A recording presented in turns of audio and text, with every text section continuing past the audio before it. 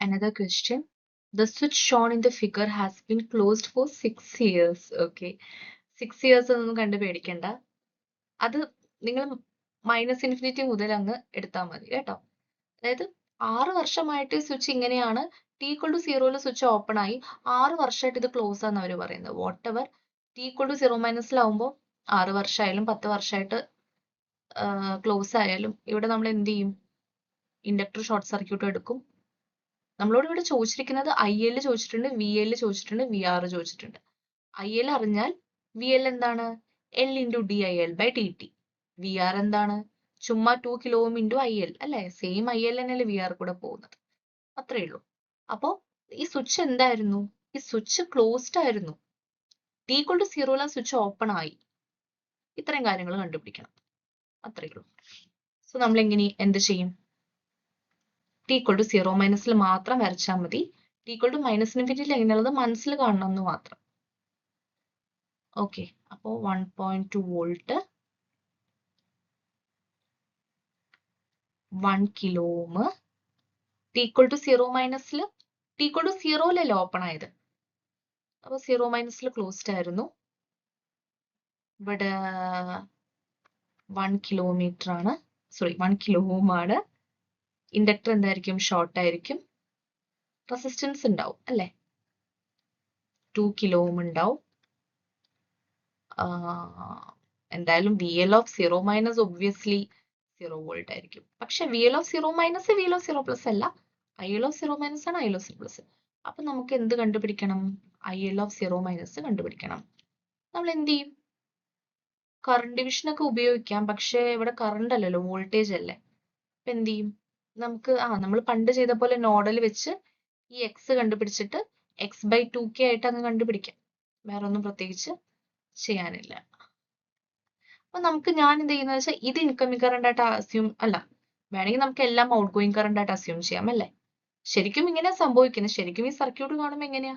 ഇതാണ് സംഭവിക്കുന്നത്. ഞാൻ വേണമെങ്കിൽ ഇതൊരു എക്സ് ആയിട്ട് എടുത്തിട്ട് എല്ലാം ഔട്ട് ഗോയിങ് കറണ്ട് ആയിട്ട് അസ്യൂം ചെയ്തിട്ട് x-1.2/1k plus x/1k plus x/2k is equal to 0.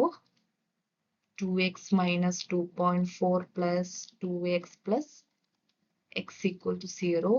5x equal to 2.4. x equal to 0.48 volt. അപ്പൊ എക്സിന്റെ വാല്യൂ എന്താ കിട്ടിയേ? ഇവിടെ 0.48 വോൾട്ടാ. ഇത് കിട്ടി. ഇനി നമ്മൾ കറണ്ട് ഡയറക്ഷൻ ഒക്കെ നമുക്ക് ഇഷ്ടമുള്ള പോലെ എടുക്കാം. കാരണം ഇവിടെ 1.2 വോൾട്ട് ഉണ്ട്, ഇവിടെ 0.48 വോൾട്ട് ഉണ്ട്, ഇതൊക്കെ ഗ്രൗണ്ട് ആണ്. ഈ വോൾട്ടേജ് കിട്ടാൻ വേണ്ടി മാത്രം നമ്മൾ എല്ലാം ഔട്ട് ഗോയിങ് കറണ്ട്സ് ആയിട്ട് എടുത്തു എന്നേ ഉള്ളൂ. ഇപ്പോൾ നമുക്ക് നോക്ക് 1.2 0.48ലേക്ക് കറണ്ട് വരും.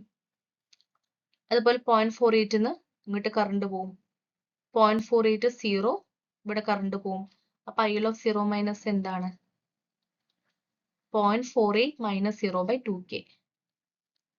0.48/2k ആണ്. 0.24 milliampere ആണ്. So according to transients, IL(0) is equal to IL(0) is equal to 0.24 milliampere. Okay. ശരി. ഇനി എന്താ സംഭവിക്കുന്നേ?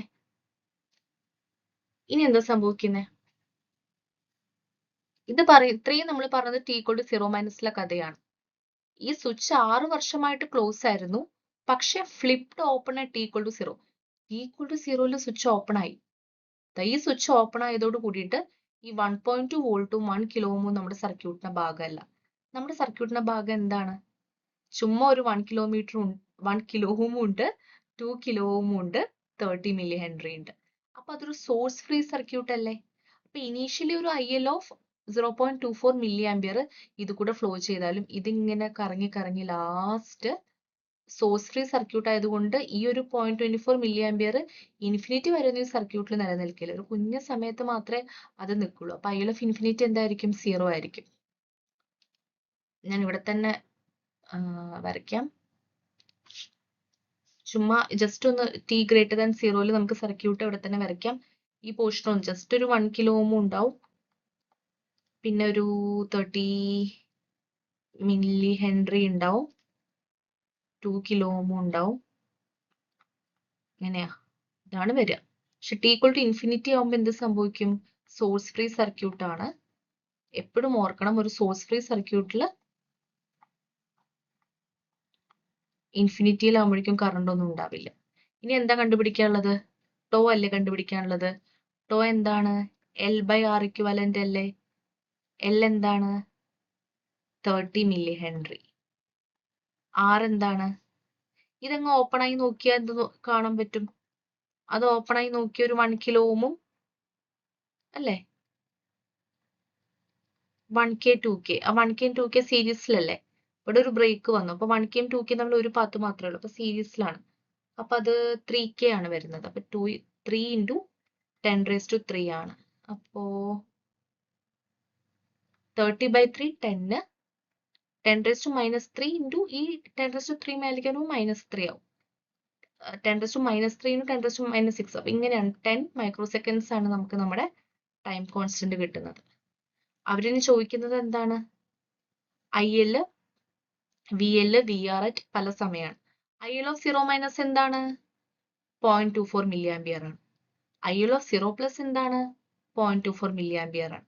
ഇനി IL of t എഴുതുക, എന്നിട്ട് 1 മൈക്രോ സെക്കൻഡിലും 10 മൈക്രോ സെക്കൻഡിലുള്ള IL കണ്ടുപിടിക്കുക. IL കണ്ടുപിടിച്ച VL ഉം VR ഒക്കെ നമുക്ക് കണ്ടുപിടിക്കാൻ പറ്റും. അങ്ങനെയാണ് നമ്മുടെ question.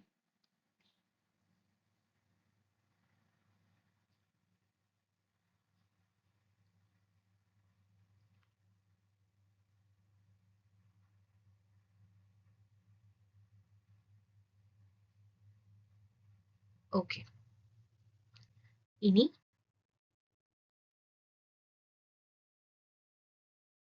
IL of t is equal to IL of infinity plus IL of 0 minus IL of infinity e raised to minus t by tau. IL of infinity എന്താണ്? 0 plus IL of 0 എന്താണ്? 0.24 milli ampere minus 0 e raised to minus t by 10 into 10⁻⁻6 milli ampere ആണ് ഇവിടെ. കാരണം 0.24 milli ampere അല്ലേ. അതുപോലത്തെ ചെറിയ കാര്യങ്ങൾ ഞാൻ ഓരോ സ്റ്റെപ്പായിട്ട് എഴുതുന്നത് നിങ്ങൾക്ക് തെറ്റ് വരാതിരിക്കാൻ വേണ്ടി മാത്രമാണ്. ഇനി IL of അവർ ചോദിച്ചിരിക്കുന്നത് എന്താണ്? t is equal to 1 micro second. എത്രയാ? 0.24 into e raised to minus 1 into 10⁻⁻6 by 10 into 10⁻⁻6. 0.24 into e raised to minus 0.1, അത് 0.217 മില്ലി ആംപിയർ ആണ്. ഇനി IL of t at t is equal to 10 micro second എത്രയാ? 0.24 into e raised to minus 10 micro second by already നമ്മുടെ time constant 10 micro second ആണ്. അപ്പോ 0.24 e raised to minus 1 എന്ന് പറയുന്നത്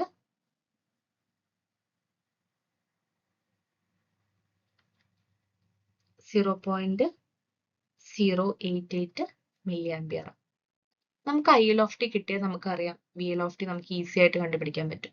കാരണം VL of t എല്ലായ്പ്പോഴും VL of t VR of t കണ്ടുപിടിക്കാൻ പറ്റും. VR of t ഏത് സമയത്ത് ചോദിച്ചാലും, അപ്പൊ ഈ ഒരു സമയത്തൊക്കെ VR of t ചോദിച്ചാൽ ജസ്റ്റ് ആ റെസിസ്റ്റൻസ് കോൺസ്റ്റന്റ് ആണ്, അത് ഇൻറ്റു IL of t ആ ചോദിച്ചിരിക്കുന്നത്. അപ്പോൾ നമ്മുടെ time t equal to 1 micro സെക്കൻഡിൽ VR എത്രയാ? 6. എത്രയായിരുന്നു നമ്മുടെ 6? നമ്മുടെ 6 വരുന്നത് ആ റെസിസ്റ്ററിന് അക്രോസ് അല്ലെ. VR of 0 മൈനസ് എന്ന് പറയുന്ന റെസിസ്റ്ററിന് അക്രോസ് ആ റെസിസ്റ്ററിന്റെ വാല്യൂ എന്താണോ അത് ഇൻറ്റു 0.217 ആണ്. അപ്പൊ എനിക്ക് തോന്നുന്നു അതിന്റെ വാല്യൂ ഒരു 0.43 വോൾട്ടോ മറ്റുമാണ്. ഇത് t is equal to 1 micro സെക്കൻഡിൽ. ഇനി VR at 10 മൈക്രോ സെക്കൻഡിൽ എന്താണ്? Same resistance into current at 10 micro second. അത് ഏകദേശം വരുന്നത് 0.176 വോൾട്ട് ആണ്. ഒന്നും ചെയ്യേണ്ട ആവശ്യമില്ല. ആ റെസിസ്റ്റൻസിന്റെ വാല്യൂ എന്താണോ അത്, ഇപ്പോ VR of t, IL of t equal to 1 microsecond into R. VR of t സമയത്ത് IL of t സമയത്ത് into R അങ്ങനെ. VL of t കണ്ടുപിടിക്കുമ്പോൾ ഒരു ചെറിയ കാര്യമുണ്ട്. L into DIL of t by dt ആണ്. L എത്രയാണ്? 30 into 10 raised to minus 3 into ഇതിന്റെ d by dt ചെയ്യുക. അറിയാലോ മാത്സ് എപ്പോഴും ഇമ്പോർട്ടൻ്റ് ആണ്. 0.24 കോൺസ്റ്റന്റ് ആണ്. Into -1 by 10 into 10 raised to minus 6 e raised to minus t by 10 into 10 raised to minus 6. ഇവിടെ ഒരു മില്ലി വരും കേട്ടോ. കാരണം 0.24 മില്ലി ആംബിയർ ആണ്. ഓൾറെഡി ഒരു 10 raised to minus 3 വോൾട്ട് വരും. ഇങ്ങനെ ചെയ്യുമ്പോൾ നമുക്ക് കിട്ടും answer t equal to 1 microsecond. എന്ത് ചെയ്യുക? ഇവിടെ t equal to 1 microsecond ഇട്ട് കൊടുക്കുമ്പോൾ നമുക്ക് കിട്ടുന്ന VL എന്ന് പറയുന്നത് t equal to 1 microsecond എന്ന് പറയുമ്പോൾ അത് -0.652 വോൾട്ട് ആണ്. കാരണം ഇവിടെ ഒന്ന് ഇട്ട് കൊടുത്താൽ മതി. അതുപോലെ VL at t is equal to 10 microsecond കൊടുക്കുമ്പോൾ എങ്ങനെയാ? ഇവിടെ 10 ആക്കിയാൽ മതി. അപ്പൊ നമുക്ക് കിട്ടുന്ന വാല്യൂ -0.264 വോൾട്ട്. ഇത് ഞാൻ ഓൾറെഡി നിങ്ങൾക്ക് പറഞ്ഞു തരാൻ വേണ്ടിയിട്ട് കാൽക്കുലേറ്ററിൽ ചെയ്ത് വെച്ച കാര്യങ്ങളാണ്. അതുകൊണ്ടാണ് എനിക്ക് പെട്ടെന്ന് ചെയ്യാൻ പറ്റുന്നത്. നിങ്ങൾ നോക്കി എഴുതാതെ നിങ്ങൾ കാൽക്കുലേറ്ററിൽ ചെയ്തിട്ട് വേണം അതൊന്ന് ഫൈനലൈസ് ചെയ്യാൻ വേണ്ടിയിട്ട്. ഓക്കെ.